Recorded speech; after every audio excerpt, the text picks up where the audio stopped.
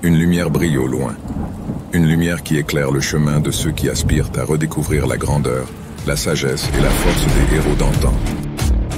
Rejoindrez-vous cette lumière?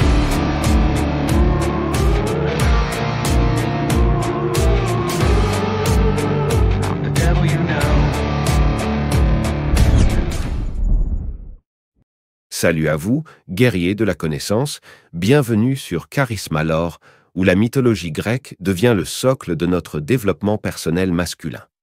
Préparez-vous à des leçons intemporelles. Les dialogues étaient à l'époque grecque antique, un moyen efficace d'explorer des idées philosophiques de manière interactive et dynamique. Platon, par exemple, croyait que l'apprentissage se faisait le mieux par la discussion et l'interrogation mutuelle. Leçon, le dialogue de la quête du bonheur. Perdu dans mes pensées, posé contre un chêne, je me sens comme paralysé. Autour de moi s'étend un vaste champ d'oliviers, leurs feuilles argentées scintillant sous les rayons du soleil. Au loin, des collines verdoyantes se fondent dans un ciel d'un bleu profond, parsemé de quelques nuages blancs. C'est bien une campagne grecque, peut-être le Péloponnèse ou Athènes. Quoi qu'il en soit, j'ai rencontré un philosophe grec du nom de Thalès, un sage homme ayant perdu la vue. Regardant l'horizon sans vraiment le voir, nous avons discuté de la vie, de ses mystères, et surtout de la quête du bonheur. Il me répond. Certains disent qu'il se trouve en le donnant. Certains disent que ce n'est qu'un voyage, tandis que d'autres le trouvent dans la recherche du plaisir et l'évitement de la douleur.